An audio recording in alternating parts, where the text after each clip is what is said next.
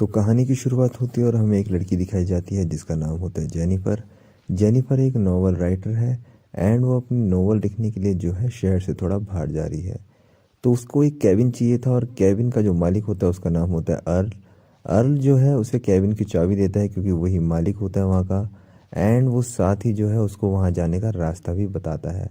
अब हमारी जो जेनिफर है वो जा ही रही होती है लेकिन वो रास्ते में रुकती है पेट्रोल भरवाने के लिए। और वहाँ पे कुछ लोग जो है उसे देख रहे होते हैं और इनका नाम होता है एंडी और स्टैनली। वहीं पे जॉनी नाम का एक लड़का जो है जेनिफर से बात करता है और वहीं जेनिफर उसे बताती है कि वो पास के ही कैबिन में जो है रुकने के लिए आई हुई है। एंड वहीं पे हमारी जो जेनिफर होती है वो उसे पैसे दे के चली जाती है अपनी कैबिन की ओर। अब वो कैबिन की ओर चली जाती है, अपना काम करना स्टार्ट करती है, नोवेल लिखती है।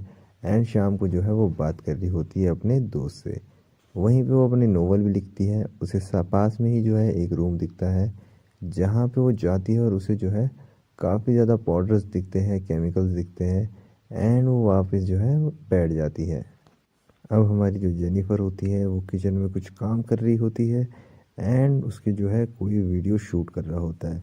अब अगले दिन सुबह होती है, हमारी जेनिफर जो है जंगल में ऐसी भाग रही होती है, जॉगिंग कर रही होती है। उसे वहाँ पे भी एक कैबिन मिलता है जिसके घर की हालत बहुत ही ज़्यादा ख़राब थी। एंड वो सब कुछ देखकर जो है वापस जॉगिंग करने लग जाती है। अब वो जैसी घर आती है अपना वॉश बेसिन ऑन करती है तो वहाँ से जो है लीकेज हो रही होती है। तो एक मैथ्यू नाम का लड़का जो है उसे सही करने के लिए आता है। जैसे ही वो उसे सही कर लेता है, हमारी जेनिफर जो है उसे शुक्रिया करने के लिए एक किस कर देती है। अब मैथ्यू जो है एंडी, स्टैनली और हमारा जॉनी के साथ में जो है फिशिंग करने के लिए आया होता है। एंड वहीं पे हमारा मैथ्यू बताता है कि उस लड़की ने जो है मुझे किस करा। तो वहीं पे उन सबको यकीन नहीं आता है और एंडी जो है जॉनी को दिखाता है उसकी वीडियो। तो इसका मतलब ये लोग उस पर पहले से ही नज़र रख रहे थे। तो वहीं पे ये लोग जो है वहाँ पे जाने की सोच लेते हैं। अब हमारी जेनिफर जो है वो सोई हुई होती है, उसे घंटी की आवाज़ आती है, वो दरवाज़ा खोलती है तो वहाँ पे उसे एक चिड़िया मरी हुई दिखती है। अब हमारी जेनिफर वापस अंदर आती है तो वही लोग उसे जो है अपनी लैपटॉप की स्क्रीन पे दिखते हैं। एंड वो लोग घर के अंदर आ गए थे। तो हमारा जॉनी कहता है कि सुना है कि तुमने जो है उस पागल को किस किया है। तो वहीं पे हमारी जेनिफर कहती है कि मैंने बस उसका शुक्रिया अदा किया है। एंड वहीं पे वो कहता है कि मुझे मालूम है तुम शहर की लड़कियां कैसी होती हो। और वो कहता है कि तुम ये दारू पी लो, उसके बाद हम यहाँ से चले जाएंगे। हमारी जेनिफर दारू पी लेती है लेकिन वो लोग नहीं जाते हैं। ऊपर से हमारा जॉनी जो है एक बेसबॉल का डंडा जो है उसकी थूत पे लगा देता है।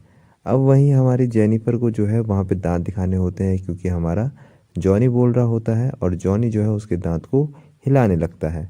अब वो बॉटल जो है उसके मुंह में डाल रहा होता है एक बंदा, लेकिन हमारी जेनिफर जो है उसको मार के वहाँ से भाग जाती है। अब वो जैसी भागती है उसे एक शेरिफ मिलता है एंड वही अर्ल में नाम का बंदा मिलता है जिसने उसको कैबिन की चाबी दी थी। हमारा शेरिफ बोलता है कि तुम जाके जो है जंगल के दूसरी ओर से देखो और मैं जो है इसके साथ जाता हूँ। अब हमारा शेरिफ और जेनिफर जो है दोबारा कैबिन के अंदर आते हैं और अर्ल नाम का बंदा जंगल की दूसरी ओर जाता है। वहीं पे शेरिफ कहता है कि तुमने दारू पी थी तो कहीं तुम्हारा वहम तो नहीं। तो वहीं पे हमारी जेनिफर कहती है कि ऐसा मेरा कोई भी वहम नहीं था, वो लोग सच में घर में घुसे हुए थे। अब वहीं पे हमारा शेरिफ जो है हमारी जेनिफर की तलाशी लेने लगता है और तलाशी लेते हुए वो उसे काफ़ी अलग ढंग से छूने लगता है। अब तब तक जो है वही लोग आ जाते हैं और जेनिफर हमारी समझ जाती है कि ये सारे के सारे मिले हुए हैं। एंड हमारा जो शेरिफ है वो काफ़ी ज़्यादा मारता है जेनिफर को। एंड वो कहता है कि तुम्हें मालूम नहीं है कि तुम्हारे साथ कितना बुरा होने वाला है। अब वो जेनिफर को मारता है एंड जॉनी जो है जेनिफर को पकड़ता है एंड मैथ्यू से कहता है कि आज मैं तुझे जो है मर्द बनाऊंगा। वहीं पे वो हमारी जेनिफर के जो है कपड़े फाड़ देता है एंड सारे लोग जो है मिल के जेनिफर के हाथ पैर पकड़ते हैं। एंड हमारा जो मैथ्यू है जेनिफर के साथ में शोषण करता है। इसी बीच हमारे शेरिफ के घर से कॉल आता है एंजेला का एंड वो कहती है कि तुम्हें जो है घर आज जल्दी आना होगा। तो वहीं पे शेरिफ जो है जल्दी आने का वादा करता है। अब यहाँ पे हमारी जो एंजेला होती है वो होती है शेरिफ की बेटी। दूसरी ओर हमारी जो जेनिफर होती है वो शॉक्ड में होती है एंड वो ऐसे ही जो है बिना कपड़ों के घर से बाहर भाग जाती है। लेकिन ये लोग जो है दोबारा इसे पकड़ते हैं एंड उसे दोबारा जो है जंगल के बीच लाते हैं। एक बंदा उसका जो मुंह है पानी में डालता है एंड उसके बाद जो हमारा शेरिफ होता है वो भी हमारी एंजेला के साथ ज़बरदस्ती करता है एंड एंजेला बहुत ज़्यादा दर्द से चिल्लाती है। अब वो देखती है कि एक एक करके सब ने उसका शोषण कर लिया है और ये सब देखकर वो काफ़ी ज़्यादा शॉक्ड में होती है। अब ये लोग जो है इसके पीछे पीछे आ रहे थे और पुल के पास पहुंच चुके थे। अब जैसे ये लोग उसे मारने वाले होते हैं, हमारी एंजेला जो है खुद ही पानी से नीचे गिर जाती है और नदी में डूब जाती है। शेरिफ कहता है कि तुम्हें जो है जेनिफर पे नज़र रखनी पड़ेगी, वरना हमारे लिए दिक्कत हो जाएगी। वहीं ये सारे मिलके जेनिफर के जो सबूत होते, कपड़े होते, सब जला देते हैं। हमारा शेरिफ घर आता है, बेटी से मिलता है और अगले दिन वो जो है हमारे अर्ल से मिलने जाता है और उसके केबिन की चाबी दे देता है। वहीं पे अर्ल पूछता है क्या वो लड़की चली गई है, तो हमारा शेरिफ बोलता है कि हाँ वो यहाँ से चली गई। दूसरी ओर सारे लोग लड़के मिलके जो है जेनिफर की लाश ढूंढते हैं, लेकिन उन्हें वो नहीं मिलती है। मैथ्यू को जो है काफ़ी ज़्यादा गिल्ट फील होता है जो भी उसने जेनिफर के साथ किया था। अब अर्ल जो है वो कॉल करता है हमारे शेरिफ को और कहता है कि उस लड़की की बहन का कॉल आया था और वो अभी तक घर नहीं पहुंची, तो तुमने जो है उसके साथ कुछ करा तो नहीं गलत। तो वहीं पे शेरिफ जो है मना कर देता है। स्टैनली जो है दूसरी ओर भाग के आता है जॉनी और एंडी के पास और कहता है कि उसका जो कैमरा है वो चोरी हो गया है।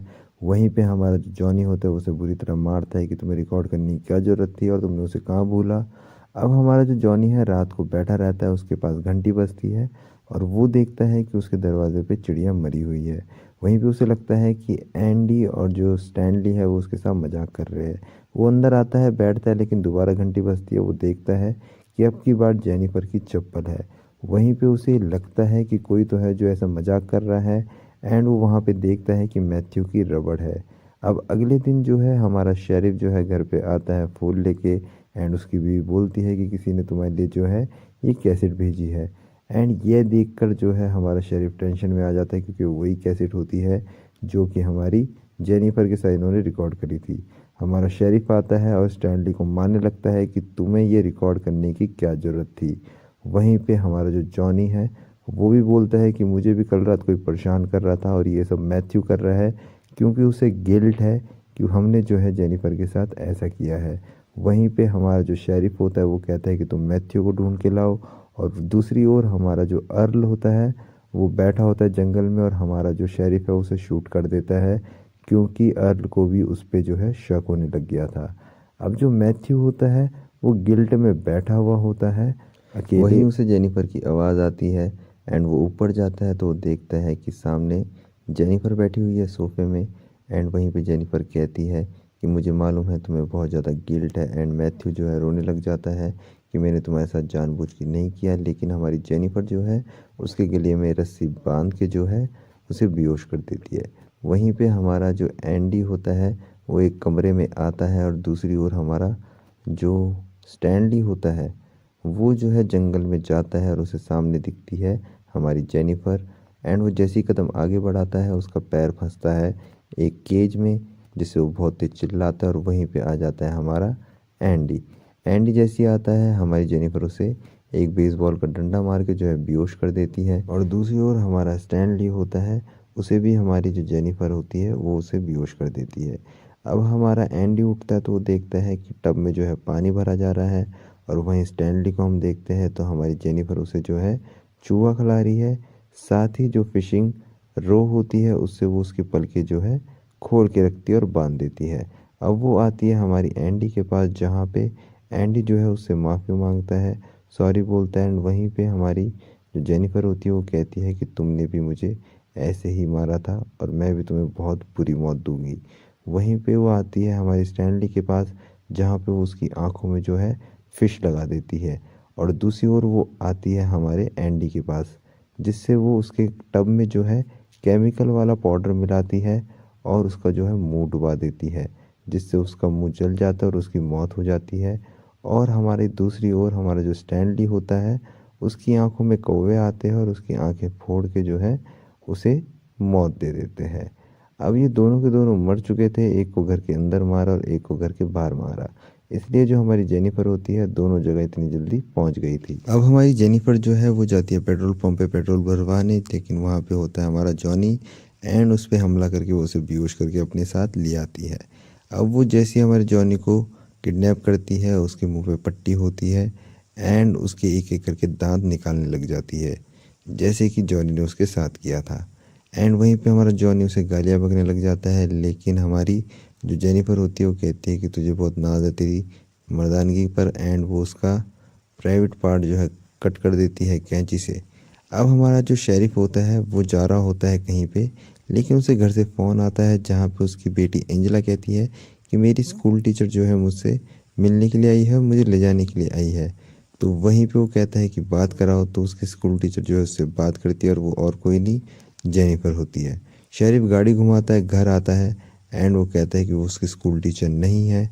उसे ढूंढने के लिए बाहर निकल जाता है। वो इधर से उधर देख रहा होता है अपनी बेटी को, लेकिन उसे कुछ नहीं मिलता। जैसे ही वो गाड़ी में बैठता है, जेनिफर उस पे हमला करके जो है उसे बेहोश कर देती है एंड टेबल पे लेटा के उसकी जी में जो है बंदूक फंसा देती है।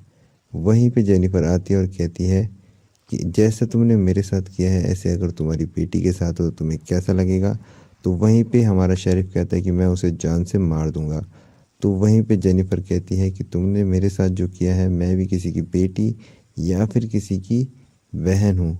एंड वहीं पे वो उसकी ट्रिगर की रस्सी, बंदूक की जो ट्रिगर की रस्सी होती है, वो मैथ्यू के हाथ में बांध देती है एंड वो कहती है कि मैथ्यू जैसी हिलेगा वैसी तुम मरेगा।